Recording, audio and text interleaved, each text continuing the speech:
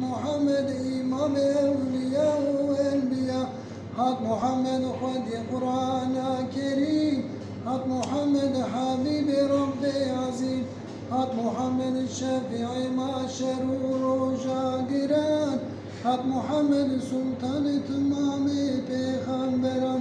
حق محمد روح جان امت حق محمد سرک و سرور ملت حق محمد تب رحمت و تب نعمت حق محمد خودی حدیث و عدالت حق محمد خودی تاج و bayrak حق محمد خودی شان و شفقت حق محمد رسول السجل حق محمد خودی اخلاق مظل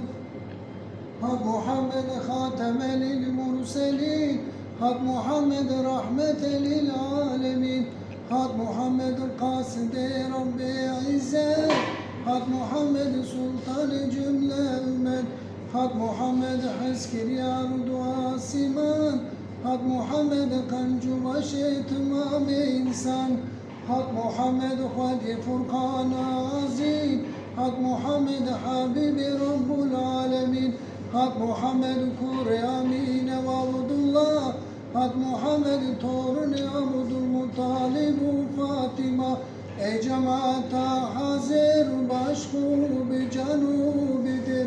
Vecinsel Muhammed Mustafa Esselatu vesselam Esselatu vesselam Aleyke ya Resulullah